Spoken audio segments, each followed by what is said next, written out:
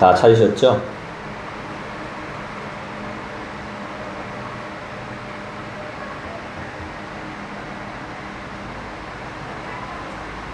같이 읽겠습니다. 시작. 아무것도 염려하지 말고 다만 모든 일에 기도와 간구로 너희 구할 것을 감사함으로 하나님께 아뢰라. 그리하면 모든 지각에 뛰어난 하나님의 평강이 그리스도 예수 안에서 너희 마음과 생각을 지키시리라. 아멘. 성경을 우리가 자세히 묵상하다 보면 정말 우리가 어느 길로 가야 되는지를 분명하게 말씀해 주는 것 같습니다. 우리의 사명이 무엇이고 우리의 부르심이 무엇인지를 성경은 우리에게 날마다 말씀하고 있습니다. 우리의 마음과 생각을 지키는 힘은 무엇이죠? 그렇죠. 평강입니다. 평강. 우리의 마음과 생각을 지키는 힘은 무엇보다 평강이에요. 평안이라고도 말할 수 있겠죠. 성경은 하나님의 평강이라고 말할 수 있고 그렇다고 말씀하고 있죠. 평강의 뜻을 성경을 통해 한번 우리가 찾아보겠는데요. 요한복음 20장으로 한번 넘어가 보겠습니다. 183쪽 신약성경 183쪽 요한복음 20장으로 한번 가보시죠. 평강이 도대체 무슨 뜻인가? 우리 성경을 통해서 한번 알아보기를 원합니다. 요한복음 20장 19절 말씀입니다. 신약성경 183쪽입니다. 자, 같이 한번 읽어볼까요? 시작. 이날 곧 안식 후 첫날 저녁 때에 제자들이 유대인들을 두려워하여 모인 곳에 문들을 닫았더니 예수께서 오사 가운데 서서 이르시되 너희에게 평강이 있을지어다. 아멘. 두려워서 문을 다 닫고 그 문을 막고 숨어 있습니다. 그런데 그때 예수께서 오셔서 무엇을 전하십니까? 무엇을 선포하십니까? 평강. 네, 평강을 선포하시죠. 결국 이 평강이라는 것은 예수님 없으면 안 되는 것이죠. 성경은 평강을 예수님으로 말씀하시죠. 맞습니까? 맞는 것 같아요? 자, 26절도 볼까요? 요한복음 20장 26절. 자, 같이 한번 읽어보겠습니다. 시작. 여드레를 지나서 제자들이 다시 집안에 있을 때에 도마도 함께 있고 문들이 닫혔는데 예수께서 오사 가운데 서서 이르시되 너희에게 평강이 있을지어다 하시고 무슨 회의를 하든 어떤 모임이 있던 어떤 만남이 있던 그 가운데 평강이 있으려면 뭐가 있어야 됩니까? 그 평강을 선포하시고 그 평강의 근원 되시고 그 평강의 모든 것이 되시는 예수님이 있어야 됩니다. 예수님의 생애, 예수님의 삶, 예수님의 사역, 예수님의 모든 것 이렇게 말한다면 평강을 전하는 것이라고 해도 과언이 아닐 겁니다. 자, 우리가 복음서를 통해서 평강에 대해서 알아봤는데요. 자, 그러면 사도 바울도 평강에 대해서 이야기를 하거든요. 로마서 말씀을 한번 찾아볼까요? 로마서 1장입니다. 신약성경 240쪽 로마서 1장을 찾아보겠습니다.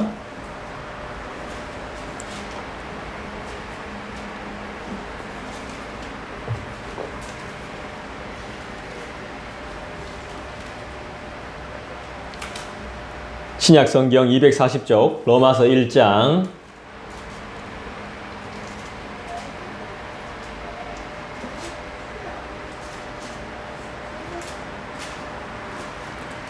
로마서 1장 7절을 보겠습니다. 같이 한번 읽어봅니다. 시작.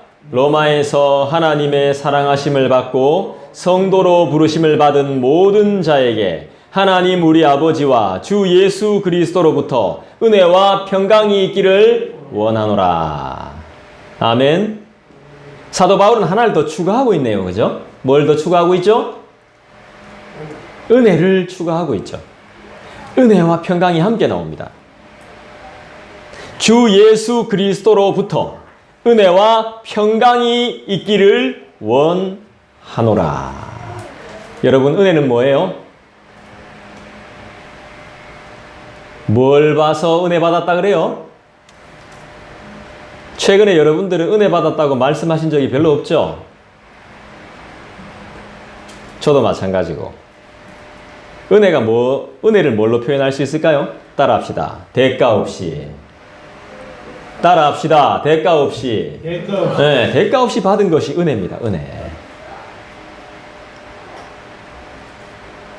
일하지 않고 받는 게 은혜예요. 네. 공짜는 아니에요. 공짜는 아니고 대가도 안 주고 자격도 없는데 받게 되는 게 은혜입니다. 공짜 아닙니다. 물론 공짜같이 보이지만 공짜 아닙니다. 누군가가 대가를 치렀습니다. 누군가가 자격을 갖춘 누군가가 대신해 준 겁니다.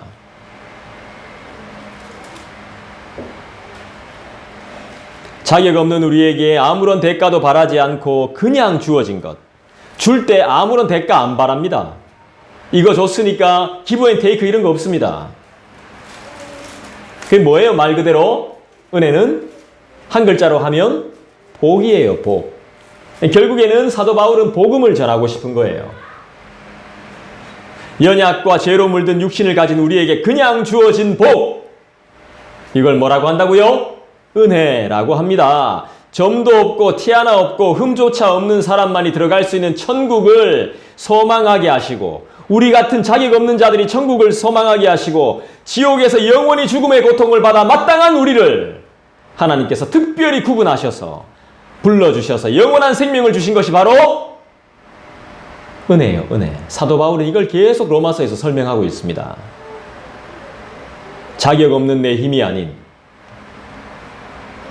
그리스도의 보혈로, 십자가의 그 보혈로, 그 완전하신 사랑으로 우리가 천국에 가게 됐다는 거죠. 천국을 소망하게 됐다는 거고, 천국을 생각하게 됐다는 거고, 천국을 알게 됐다는 것이죠. 그리고 그 은혜를 통해 얻게 되는 값진 보물이 바로 평강이에요. 평강. 은혜를 받았기 때문에 우리가 평강을 누리는 거예요. 이 평강이 없는 사람들은 은혜를 다시 받아야 돼. 다시 기억해야 돼요. 다시 상기시켜야 돼요. 예수님을 다시 만나야 돼. 예수님께로 다시 돌아가야 돼요. 여러분, 샬롬이란 말 아시죠? 샬롬? 우리나라 말로는 샬롬이 안녕하십니까? 이 뜻이죠. 안녕하십니까가 무슨 뜻이에요? 잘 지내셨습니까? 밤새 평안하셨습니까? 이 뜻이에요. 저와 여러분이 잘 아는 히브리어 샬롬은 전쟁이 없는 상태를 말하는 게 아니에요. 평안하십니까? 평강하십니까? 이렇게 묻는데 전쟁이 없는 상태, 다툼이 없는 상태를 말하는 게 아닙니다. 샬롬은. 다툼이나 위기가 없다는 뜻이 아니에요. 고통이 없다는 뜻이 아닙니다. 왜 예수 믿으면 아픔이 없어야 되고 왜 예수 믿으면 고통이 없어야 됩니까? 인생사 자체가 고통인데.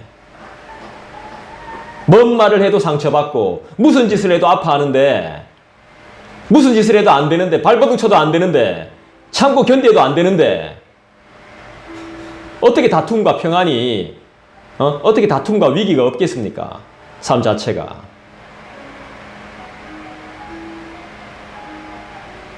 샬롬은 예수님과 함께라는 이유 하나만으로 평안하시죠? 이 뜻입니다.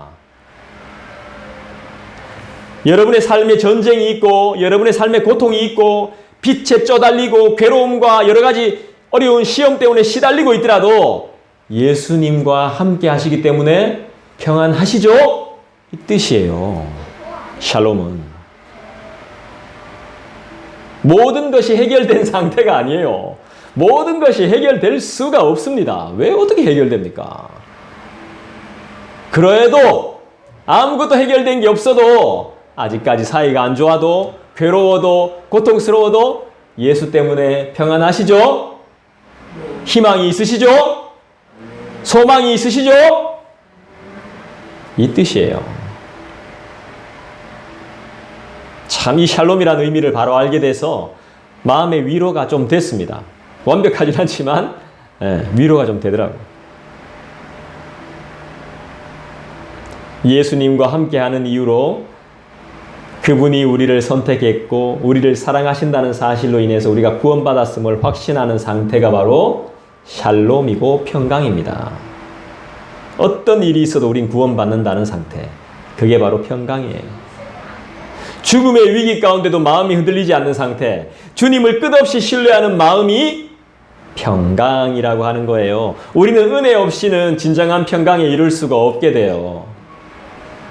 그래서 바울이 성경을 기록해서 성도들에게 전할 때 항상 뭐라고 말해요? 그렇지. 사도 바울이 항상 성경을 기록할 때마다 편지로 전할 때마다 뭐라고 말해요? 은혜와 평강이 항상 너희에게 있을지어다. 예수님이 계신 것만으로도, 예수와 함께 하는 것만으로도 너희에겐 은혜와 평강이 있어야 한다는 뜻이죠. 우리가 성도로 부르심을 받은 이유는 간단해요. 저와 여러분이 왜 성도가 됐습니까? 하나님이 우리를 사랑하시기 때문에, 우리를 선택하셨기 때문에 성도가 된 거예요. 다른 특별한 이유 없어요. 말씀 한번 찾아볼까요? 말씀 한번 찾아보겠습니다. 골로새서 3장.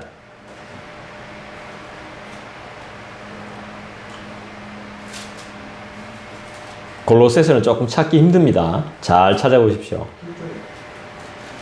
골로새서 3장. 하나님께서 우리를 너무 사랑하시기 때문에 그 완전한 사랑 가운데 모든 두려움이 떠나간 상태, 평강이라고 했죠. 하나님의 사랑을 너무 많이 받고 있기 때문에 모든 두려움과 모든 염려가 사라진 상태. 이런 사람들은 말이 다르고 얼굴도 다르고 행동하는 것도 다르죠. 평강의 상태이기 때문에. 자, 골로새서 3장 다 찾으셨습니까? 골로새서 3장 다 못 찾으셨어요?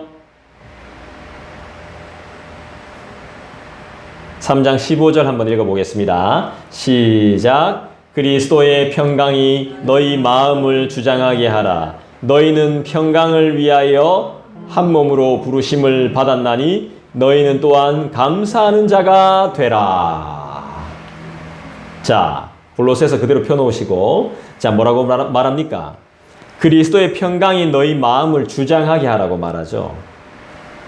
한 몸으로 부르심을 받았다고 말하죠. 그리고 또 뭐 하나를 더 덧붙여요? 감사하는 자가 되라. 여러분, 고통이 끝난 게 아닙니다. 죄악이 끝난 게 아니에요. 다툼과 위기가 끝난 상황이 아니에요. 전쟁이 계속되고 있는 상황이에요. 그런 가운데서도 평강이 너희를 주장하게 하고 감사하는 자가 되라고 말씀해요. 감사의 전제가 평강이에요. 평강은 어디에 주어지는 것? 여러분 마음과 우리의 생각 속에 주어지는 거죠. 평강이 우리의 마음을 주장하게 해야 돼요. 우리의 마음을 평강이, 하나님이 주시는, 그리스도께서 주시는 평강이 점유하게 하라는 거예요.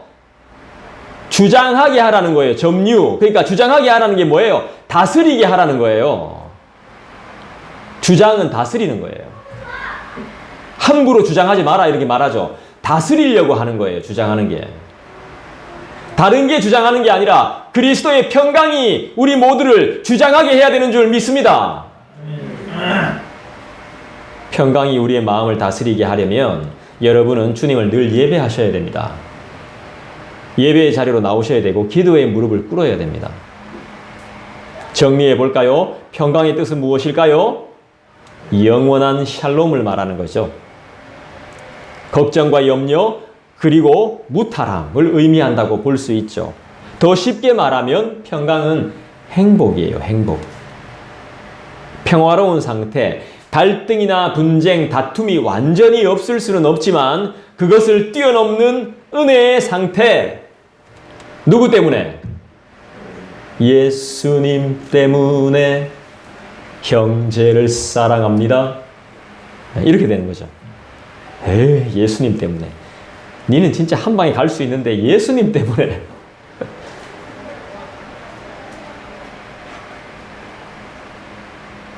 어떻게 하면 우리는 성경이 말씀하는 평강을 소유할 수 있을까요? 그 방법이 무엇일까요? 따라합시다. 예수 그리스도의 이름으로. 네, 우리가 평강을 소유할 수 있습니다. 그분을 따르고 그를 의지할 때 평강을 소유할 수 있죠. 그 방법은 기도 외엔 답이 없습니다. 오늘 말씀, 빌립보서 4장의 말씀은, 오늘 본문의 말씀은 기도를 이야기하는 겁니다. 은혜와 평강을 위해서 기도하는 우리가 되어야 합니다. 최근에 저의 간절한 기도를 주님이 응답하셨습니다. 제가 요즘 고민이 좀 있었거든요. 낙심도 좀 했거든요. 그리고 전도하면서 나름대로 생각도 많아졌거든요. 심란함도 있었거든요. 근데 최근에 저를 하나님께서 많이 위로하셨죠. 많이 위로하셨습니다. 수요 예배 가운데 말씀을 함께 또 들어야 할 영혼을 보내달라고 제가 진짜 간절히 기도했거든요. 주님이 보내주시더만요. 하나님은 지금도 우리의 기도를 듣고 계십니다. 그리고 응답하고 계심을 믿습니다. 하나님이 이렇게라도 안 해주시면 저는 엄청 힘들어한다는 걸 주님은 너무 잘 아시는 것 같아요. 평강은 어떻게 이루어질까요? 이름으로 이루어지죠. 바로 십자가죠. 십자가. 평강을 이루시기 위해서 예수께서 십자가를 지셨어요. 몸을 던지셨어요. 몸을 버리셨단 말입니다. 십자가 없이는 평강이 없습니다. 그리스도의 대속의 은혜로 우린 평강을 소유하게 되었습니다. 예수께서 십자가에 달리심으로 흘리신 보혈을 통해 우리에게 평강이 허락되어졌습니다. 공짜 아닙니다. 은혜는 공짜로 받는 게 아닙니다. 누군가의 헌신으로, 누군가의 버림으로 누리게 되는 것이죠. 이 십자가 사건으로 우리의 모든 죄가 어떻게 됐죠? 해결됐죠. 사해졌죠. 어떻게? 깨끗하게. 우리의 무시무시하고 더럽고 추한 모든 죄와 잔혹한 우리의 지난 죄악이 일시에 용서가 되어버려졌어요. 그 용서로 인해 나온 믿는 자의 신앙 고백이 바로 평강이에요. 사도 바울이 은혜와 평강을 기원하는 이유가 여기 있는 거예요. 자기의 죄악이 모두 다 사라졌거든요. 다 용서받았거든요. 너무 감사해서 은혜와 평강을 늘 기원하는 거예요. 우리 주 예수 그리스도의 이름으로. 나의 주, 나의 하나님이 평강의 하나님이십니다. 이 고백이 바로 우리의 신앙 고백이 되어야 합니다. 죄인인 우리에게 은혜와 평강을 주신 주님을 나의 삶과 나의 모든 것을 다해 나의 주, 나의 하나님으로 고백하는 삶을 사는 사람이 바로 우리 그리스도인입니다. 믿음의 신앙 고백을 해야 할 성도들, 성도인 우리가 드려야 할 기도는 어떤 내용이어야 하겠습니까? 이런 신앙 고백으로 살고 있는 우리가 기도할 때 어떤 기도의 내용을 고백해야 될까요? 무엇을 먹을까? 무엇을 입을까? 무엇을 마실까? 해야 됩니까?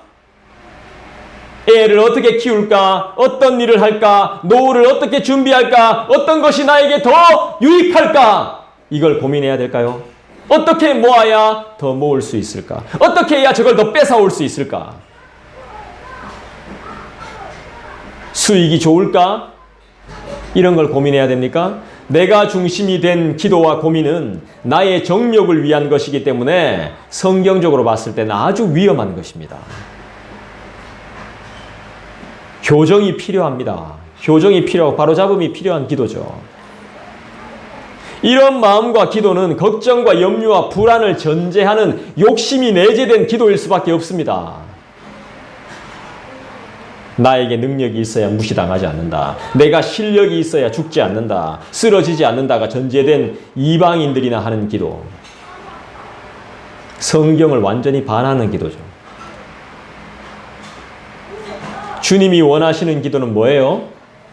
그의 나라와 그의 의를 구하라 하셨죠? 기도는 먼저 나의 필요, 나의 치료, 나의 위로를 위해 구하는 것이 아닙니다. 물론 간구는 기도와 간구라고 했기 때문에 간구는 나의 필요가 포함되어 있습니다, 사실. 하지만 먼저 우리가 구해야 될 게 뭐죠? 나의 위로, 나의 필요, 나의 치료가 아니라는 거예요. 잘못 구하고 있기 때문에 응답이 안 되는 겁니다.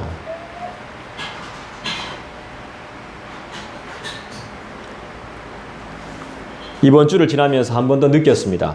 정말 주님이 원하시는 기도를 하자. 주님이 기뻐하시는 기도를 드리자. 길든 짧든 상관없습니다. 주님이 원하시는 그 기도 속에서 주님의 뜻과 계획이 드러나야 됩니다. 기도는 우리가 합니다. 그죠? 기도는 우리가 해요. 설교도 제가 합니다. 준비는 제가 합니다. 하지만 99% 제가 준비한다 해도 1%의 영감이 없으면 안 돼요. 우리의 생각과 마음과 입술과 행동으로 우리가 기도해야 됩니다. 하지만 내용은 어떻게 해야 돼요? 철저히 하나님의 뜻과 계획과 섭리가 있어야 된다는 거죠. 그게 기도라는 겁니다. 우리는 먼저 기도할 때 하나님이 이미 주신 것을 나라는 사람이, 내 자신이 하나님이 원하시는 뜻대로 바르게 사용해 왔는지를 늘 점검해야 돼요. 솔직히 그렇게 하지 못했고 그렇게 하지 않았다는 것을 우리가 인지해야 됩니다. 소홀했다는 것을, 연약했다는 것을 고백하며 회개하는 것이 우리의 기도의 시작이 되어야 됩니다. 이제는 더 열심과 충성을 다해서 연약한 육신을 일으켜서 노력하고 게으르지 않고 정직하게 살겠다는 의지와 다짐으로 우리의 기도가 성장할 필요가 있다는 것이죠. 그리고 부족하지만 하나님이 허락해 주신 시간과 물질과 믿음의 가정과 동역자로 인해서 더욱 기뻐하고 감사하며 나아가서 성령께서 나의 삶을 더욱더 감찰해 주시사 나의 삶이 올바른 길과 주님을 전하기에 부족함이 없는 징검다리가 되게 해 주시기를 간절히 구하는 기도가 돼야 됩니다. 비록 삶 속에서 여러 가지 상처를 받고 혼란스러울 때가 있지만 속히 회복시켜 주셔서 주님이 원하시는 전하고 지키고 사랑하며 사랑받는 삶이 회복되어지기를 구하는 저와 여러분 되길 하나님은 간절히 원하고 계실 겁니다. 하나님 나라와 주님의 의로운 오른손으로 저와 여러분을 인도하시고 하나님의 법과 계명으로 저와 우리 모두의 삶을 통치하여 주옵소서. 이번 한 주는 이렇게 기도하는 저와 여러분 되기를 진심으로 기도하겠습니다. 그리고 조금 더 나아가서 주님 앞에서 죄를 짓고도 주님이 살아계시지 않는 것처럼 뻔뻔하게 행동했던 죄를 불쌍히 여겨주시기를 간절히 구하셔야 됩니다. 내가 잠시도 주의 눈에서 벗어날 수 없는 주와 함께 연합되어 동행하는 삶이 되기를 기도하셔야 됩니다. 제가 동행이라고 표현했지만 이건 좋게 말한 거고요. 쉽게 말하면 주님께 포로된 삶을 살아야 된다는 말이에요. 주님께 항복하고 사셔야 된다 이 말입니다. 그래야 우리에게 평강이 주어집니다. 이런 내용의 기도를 언제까지 해야 될까요? 주님께 항복하고 포로된 기도는 언제까지 하는 겁니까? 바쁘면 못하는 겁니까? 더우면 피곤하면 쉬어야 하기 때문에 하면 안 되는 것이 기도입니까? 말씀을 찾아보겠습니다. 골로새서 4장 328쪽.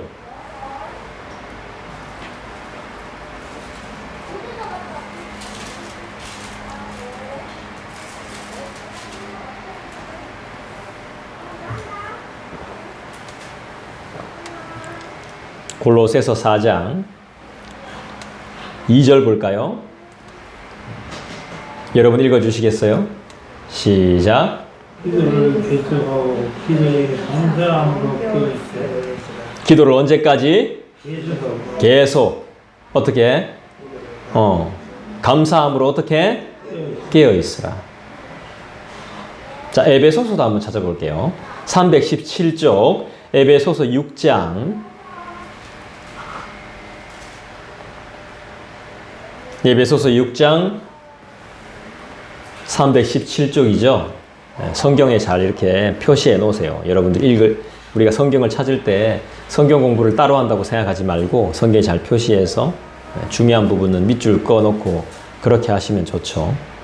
에베소서 6장 18절 317쪽이죠. 여러분 같이 읽겠습니다. 시작. 모든 기도와 간구를 하되 항상 성령 안에서 기도하고 이를 위하여 깨어 구하기를 항상 힘쓰며 여러 성도를 위하여 구하라. 기도를 언제까지? 항상 깨어 힘쓰며 또 무엇을 위해? 누구를 위해? 여러 성도를 위해. 데살로니가 전서도 한번 찾아볼까요? 329쪽 신약성경 329쪽 데살로니가 전서 1장을 보겠습니다. 3개 이상은 안 찾을게요. 데살로니가 전서 1장 329쪽 2절 볼까요? 1장 2절 같이 한번 읽어볼까요? 시작. 우리가 너희 모두로 말미암아 항상 하나님께 감사하며 기도할 때에 너희를 기억함은. 어떻게 기도해야 돼요? 기억해야 돼요. 언제까지? 항상. 그리고 감사로. 감사할 게 없다 할지라도 기억하고 항상 하고 감사해야 되죠. 기억을 해야 돼요. 이렇게 성도의 기도는 귀한 거예요. 오늘 본문의 말씀은 현실을 살아가는 우리 그리스도인들에게 하나님의 은혜의 길을 제시하는 말씀으로 아주 유명한 말씀이에요. 저도 이거 엄청 많이 외웠어요. 오늘 말씀 빌립보서 4장 말씀. 외우고 노래도 만들고 노래도 하고. 다시 한번 빌립보서 4장 6절 7절을 제가 한번 읽어볼게요. 아무것도 염려하지 말고 오직 모든 일에 기도와 간구로 너희 구할 것을 감사함으로 하나님께 아뢰라. 그리하면 모든 지각에 뛰어난 하나님의 평강이 그리스도 예수 안에서 너희 마음과 생각을 지키시리라. 기도를 들어주시는 하나님이 저와 여러분 그리고 우리와 함께 하심으로 주의 자녀인 우리 행복한 언약교회 성도는 아무것도 염려할 필요가 있다 없다? 있다? 없죠. 대신 그 은혜를 주신 하나님을 늘 기억하고 감사를 놓치면 된다? 안 된다? 안 되죠. 그렇다. 늘 감사해야 한다. 누구에게? 은혜를 주신 우리 하나님 아버지께. 여기가 끝이 아닙니다. 이렇게 하면, 그렇게 하기만 한다면, 할 수 있다면, 감사가 넘친다면 하나님의 평강이 기도하는 나와 우리의 마음과 생각을 지켜주실 것입니다. 조금 전에 설명드린 평강이 사전적인 의미라면 성경적인 평강의 뜻은 바로 기도의 열매가 되는 것입니다. 그 열매가 뭐다? 이거다, 저거다 단정 지을 수 없다는 거죠. 여러분, 기도의 열매는 무엇이다 라고 딱 단정을 짓기가 어려워요. 우리에게 정말 있어야 하는 것, 필요한 것을 적절히 주님이 공급하시기 때문에 우리는 정확히 알 수 없습니다. 그 열매가 뭔지. 저도 잘은 모르지만 제가 분명히 말씀드릴 수 있는 건 하나밖에 없죠. 아주 좋은 거라는 거죠. 아주 값진 거라는 것이고 세상이 줄 수 없는 거라는 것입니다. 하나님은 어떤 분이시죠? 우리가 염려를 가지고 하나님께 나가서 아뢰면 하나님은 우리의 염려를 거두어 가시고 대신 평강을 허락해 주시는 분이시죠? 나의 한숨을 기쁨으로 바꾸시길 기대하며 기도하는 저와 여러분 되기를 축원합니다. 기도가 뭐라고 했죠? 기도는 염려를 가지고 하나님께 나온 자들에게 평강을 가져다주는 놀라운 하나님의 은혜, 그 자체죠. 신학적으로 설명을 드리면 하나님의 은혜를 성도에게 무한히 공급하기 위한 수단인 것이죠. 수단. 기도는 은혜의 수단이 되는 겁니다. 기도 안 하고 있다는 건 은혜의 수단을 뿌리치고 있다는 거죠. 은혜의 수단이 뭐라고요? 기도. 은혜를 마음껏 경험하려면 뭘 해야 돼요? 기도. 우리 자녀들한테도 가르쳐줘야 돼요. 우리 하나님은 어떤 분? 하나님은 그리스도인들에게 기도라는 은혜의 수단을 허락해 주신 분.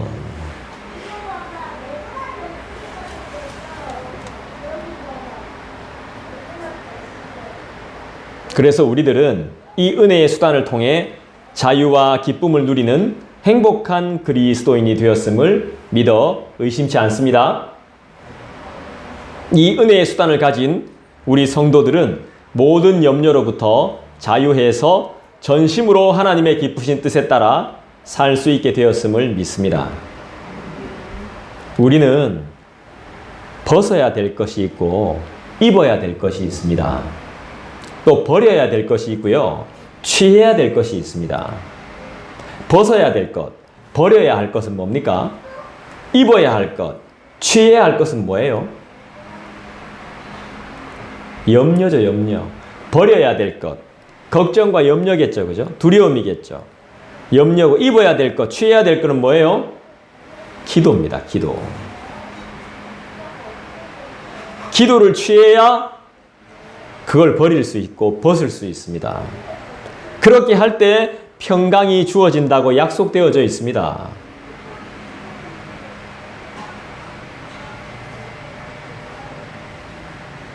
마태복음 6장은 뭐라고 말합니까? 그러므로 내일 일을 위하여 염려하지 말라. 내일 일은 내일이 염려할 것이요 한날의 괴로움은 그날로 족하다 그랬죠. 너희 중에 누가 염려함으로 그 키를 한 자나 더 크게 할 수 있더냐? 묻습니다. 예수님은 염려하지 말 것을 분명히 말씀하시며 명령하시죠. 그 이유가 뭘까요? 염려는 상황과 상태를 변화시킬 아무런 능력이 없습니다. 여러분이 고통하고 있는, 고민하고 있는 모든 것들은 여러분을 변화시킬 능력이 없어요. 그걸 우리가 계속 하고 있었던 겁니다. 우리가 받고 있는 스트레스는 우리를 변화시키고, 우리를 성장시키고, 우리를 성숙시키고, 구원으로 인도하지 못해요.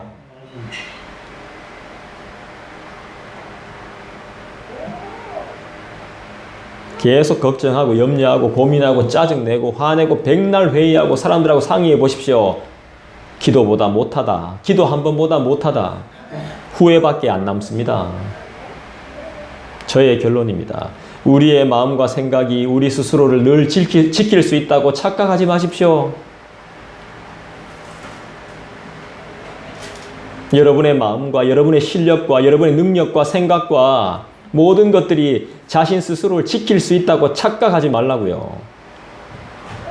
그분께 늘 항상 기도하셔야 됩니다. 기도할 때 뭘 빼먹으면 안 된다? 따라합시다. 감사. 감사는 하나님께서 우리를 지켜주시고 선으로 인도하실 것을 믿는 믿음의 증거입니다. 그게 열매입니다. 열매. 눈으로 보여지는 게 열매가 아니고. 무화과 나무 잎이 마르고 외양간에 소가 없어도 난 여호와로 즐거워한다는 게 뭐예요?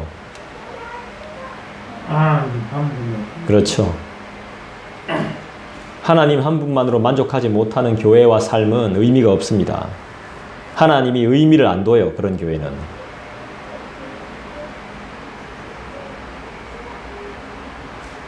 하나님께서 우리의 삶을 최선으로 이끄실 것을 바라고 믿을 때 우리는 감사할 수 있죠. 염려는 주님을 신뢰하지 못함으로 일어나는 영적인 어두움이죠. 미래의 고민은 영적인 어두움 때문에 발생하는 겁니다. 왜 걱정합니까? 의심이나 회의가 아닌 감사가 우리에게 필요해요. 이 말은 응답해 주실 것에 대한 감사도 되지만 이미 해주신 것 그리고 앞으로 해줄 것에 대한 하나님의 약속을 기억하고 기대하는 거죠. 성경을 잘 보면 기억하고 기대하지 못해서 실수하는 믿음의 선배들이 많았습니다. 12장에서 만나줬는데 15장 가니까 엉뚱한 소리 하는 겁니다. 기억을 못하니까.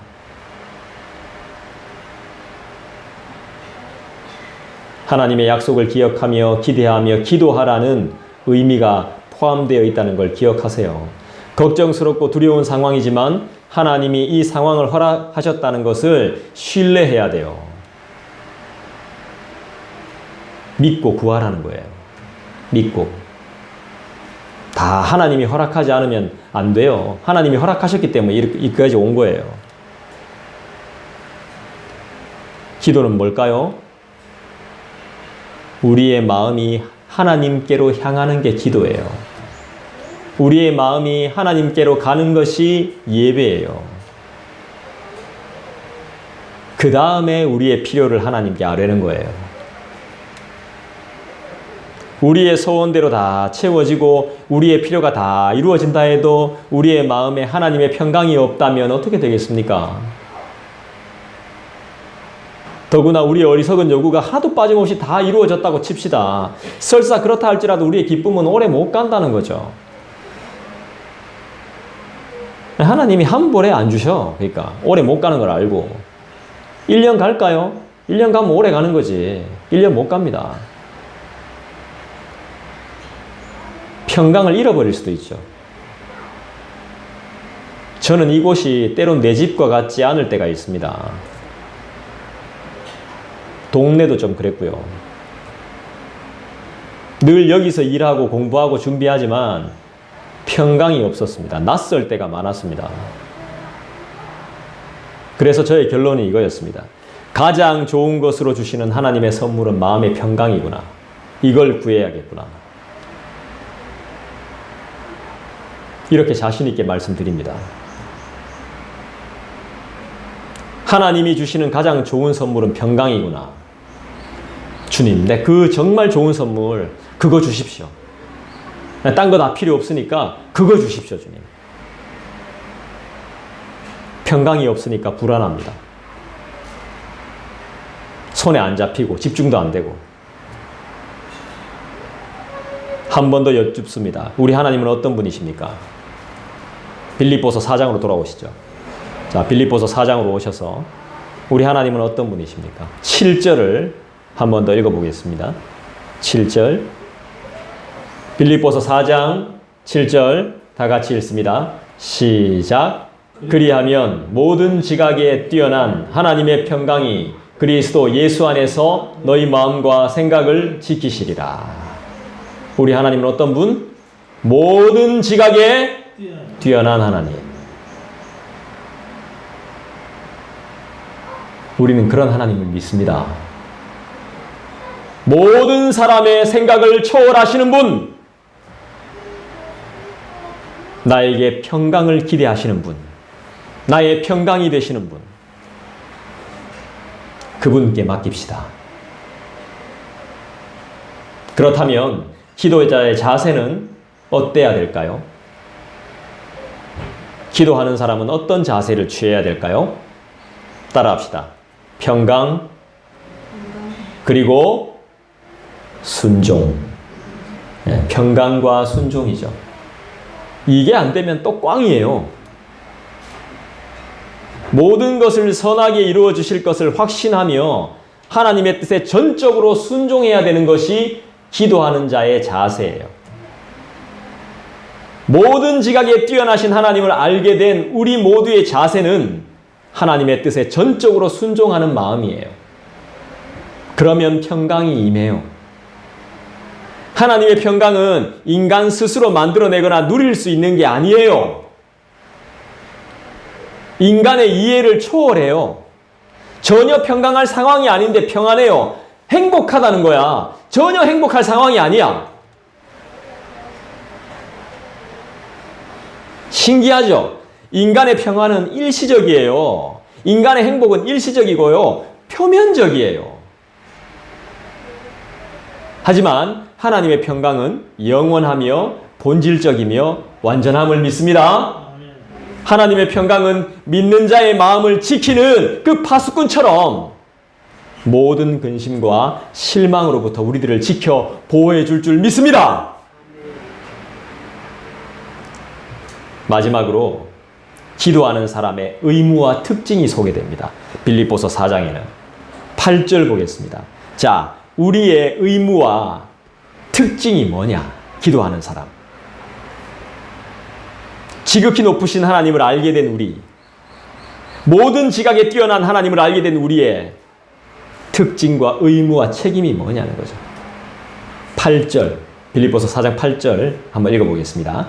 시작. 끝으로 형제들아, 무엇에든지 참되며 무엇에든지 경건하며 무엇에든지 옳으며 무엇에든지 정결하며 무엇에든지 사랑받을 만하며 무엇에든지 칭찬받을 만하며 무슨 덕이 있든지 무슨 기림이 있든지 이것들을 생각하라. 사람이 동물하고 다른 점은 생각할 줄 안다는 거죠. 사고할 수 있다는 겁니다. 자, 4장 8절의 첫머리가 뭡니까? 뭘로 시작해요? 끝으로라고 시작하죠. 끝으로. 끝으로가 마지막으로 이 말을 말하는 게 제가 지금 설교를 마무리함으로 이 뜻이 아닙니다. 종말의 이 뜻입니다. 종말의 시대에, 말세에 이 말이에요. 말세에 이런 사람을 볼 수 있겠냐 이 말이에요. 이런 의무를, 기도하는 자의 의무를 다하는 사람을 볼 수 있겠냐? 지금 이 시대에 이 말이죠.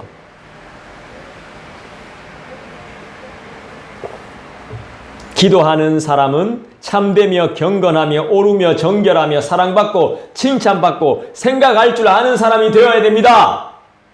몇 가지입니까? 7가지죠? 아니죠. 2가지 더 있습니다. 덕과 기림도 필요합니다. 총 9가지. 덕이 있어야 되고 기림도 받아야 됩니다. 생각하라는 것은 동물과 사람을 나눠놓기 위한 비교의 그 기준이 아니에요. 뭐예요? 마음속에 품어라 이 말입니다. 내가 너를 생각할게. 내가 너를 기억할게. 내가 너를 품을게. 그리고 거기에 마음을 쏟으라는 겁니다.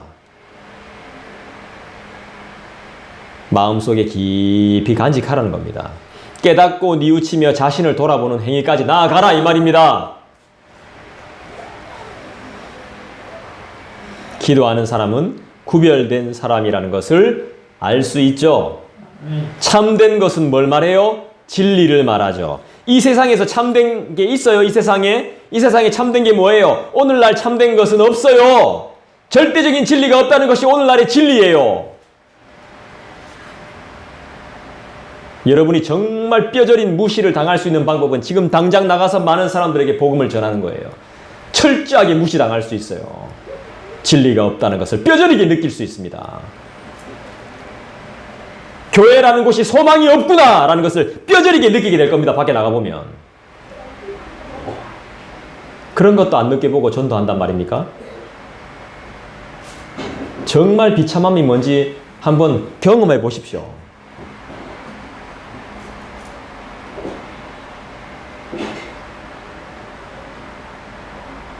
나가보십시오. 저마다 자신의 생각이 있고 자신에게 좋으면 좋은 거지 절대적인 것이 없다라고 이야기합니다. 사람들이.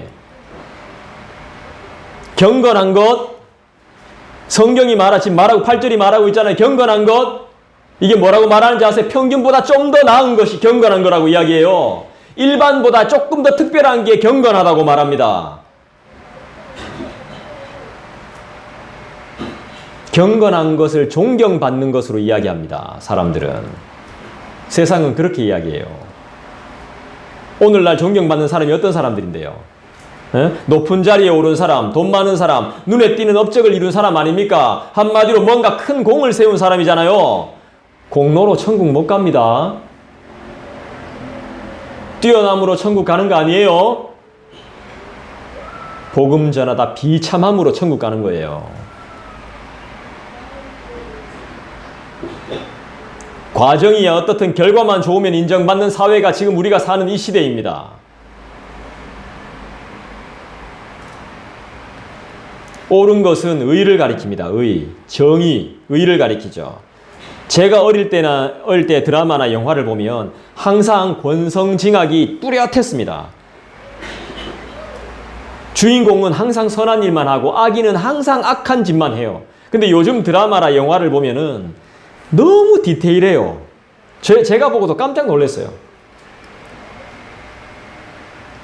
죄인을 아주 구체적으로 살핍니다. 그리고 그의 서글픔과 그의 배경까지 다 이야기합니다. 그래서 보는 사람들로 하여금 악을 악으로 못 느끼게 하고 측은함을 느끼게 해요. 아마 그걸로 위로받더라는 거지. 이 죄인은. 나도 나름대로 이유가 있으니까. 무엇 때문이니까. 근데 성경은 그렇게 이야기 안 하더라고요.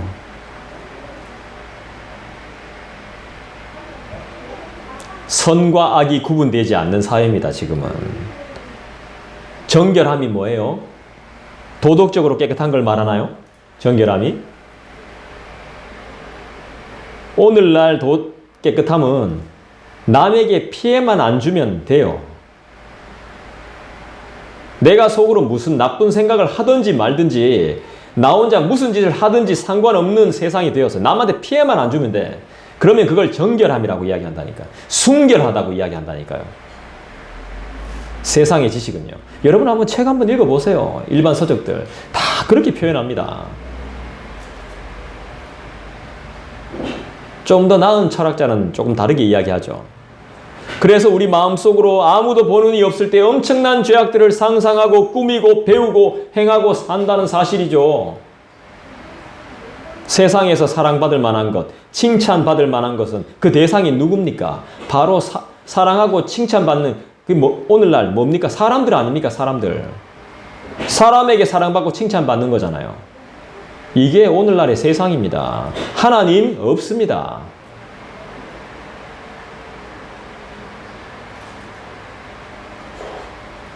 여러분, 이 교회가 내 교회 맞습니까? 예? 내 교회란 생각도 없이 지금 교회 나온다는 겁니까?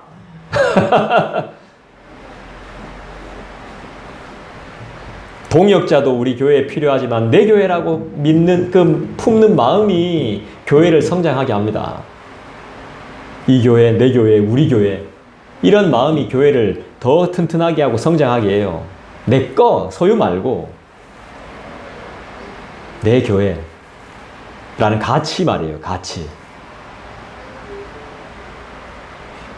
주님 피값으로 사신 아버지 하나님의 교회가 맞습니까? 여러분 참된 것이 어디 있죠? 저와 여러분이 이 시간 함께 공유하고 있는 이 말씀이 참된 거잖아요. 그죠? 참된 것은 하나님 말씀뿐입니다. 경건한 것은 주님을 닮아가는 그 마음뿐이에요. 다른 말로 거룩이라고 하는 거죠. 하나님을 닮아가는 게 경건한 것이고 거룩한 거예요. 옳은 것은 뭐예요? 하나님이 하시는 일이 옳은 거예요. 하나님이 하시는 일. 그래서 우리는 그렇게 말하죠. 하나님이 하셨습니다. 목사님 정말 대단해요. 집사님, 권사님, 성도님 정말 대단합니다. 아니요. 하나님이 하셨습니다. 이게 옳은 거예요. 이게. 정결함은 온전한 깨끗함이겠죠. 내가 저 사람보다 좀 낫지. 이거 아니에요. 그런 차원이 아니에요. 흠과 티가 없는 완전한 깨끗함이죠. 정결한 것이란 건 더럽혀질 수 없는 것을 말하는 겁니다. 아무리 갖다 똥을 쳐발라도 절대로 더러워질 수 없는 그 무엇. 그게 바로 정결함이에요. 사랑과 칭찬받을 만한 것은 그 대상의 우선순위는 내가 아니에요. 사람이 아니에요. 우선은 하나님께 사랑받고 하나님께 칭찬받아야 되고 이것이 우리가 생각해야 될 것들이죠. 그래서 로마서 말씀이 떠오릅니다. 너희는 이 세대를 본받지 말고 오직 마음을 새롭게 함으로 변화를 받아 하나님의 선하시고 기뻐하시고 온전하신 뜻이 무엇인지 분별하도록 하라. 분별을 잘 하려면 그분의 의와 나라를 기억하시면서 여러분이 기도해야 됩니다. 저와 여러분이 기도해야 돼요. 그래서 하나님을 거치고 통과하고 검증이 되어야 사람들에게 덕과 기림이 되는 거죠. 덕이 뭡니까? 도덕적으로 뛰어난 것을 말하는 거죠. 아레테라는 말이죠. 성경적인 원어로. 에파이노스, 기림. 인정되고 칭찬받는 것을 의미하죠. 그래야 그 다음에 사람들에게 덕과 기림을 받는다는 겁니다. 용 안 써도 됩니다. 평강이 우리에게 주어지기를 구하고 기도하는 사람에겐 덕과 기림은 자연스럽게 옵니다. 사람들 인정 안 해도 됩니다. 옳은 것은 주님뿐이니까 주님이 인정해 주시면 그만입니다. 우리는 염려의 시대에 살고 있습니다. 결핍의 시대에 살고 있다는 거죠. 어디를 보아도 참된 평안이 없어요. 늘 문제와 근심거리예요. 걱정으로 둘러싸여 있어요. 이렇게 근심과 염려가 많은 이 세상에 참된 기쁨과 행복은 예수 그리스도 안에서만 누릴 수 있다고 성경은 못 박습니다. 이것을 경험하시고 전해주셔야 할 사명이 저와 여러분에게 있습니다. 평안은 세상이 줄 수 없는 것이 평안입니다. 세상에서 누리는 건 평안이 아니에요. 평안을 너희에게 끼치노니 곧 나의 평안을 너희에게 주노라. 내가 너희에게 주는 것은 세상이 주는 것과 같지 않다 말했습니다. 예수께서 분명히 요한복음 14장인가 거기 분명히 말했어요. 그러면서 너희는 마음에 근심하지 말고 두려워하지도 말라라고 말했습니다. 분명히. 이걸 기억 못하니까 너무 힘들었어. 마음에 감기가 들어. 엄청 고생하는 겁니다. 저는 성경에 다 있다고 보진 않습니다. 성경이 현대 문명과 과학과 전쟁과 모든 것을 말하는 책은 아닙니다. 하지만 하나님이 어떤 분이시고 하나님의 사람들은 어떻게 살아야 되는지는 분명하게 말씀하고 있습니다.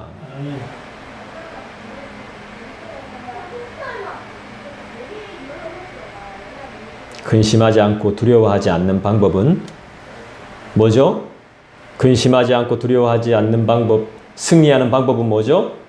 오직 모든 일에 기도와 간구로 기도하겠습니다. 말씀을 생각하면서 우리 기도하십시다. 참된 평안과 참된 평강이 우리 안에 충만하기를 기도하십시다. 오늘 이 시간에 하나님이 우리를 만지시기를 소망하고 고대하십시다. 이미 이루어 놓으신 것, 미리 작정하신 것을 믿으십시다. 좀 더 나은 것, 좀 더 특별한 것이 아닙니다. 모든 것은 하나님으로부터 시작합니다. 예수님이 나의 평강입니다. 그분께로 돌아가야 됩니다. 개인적으로 기도하는 시간 갖겠습니다.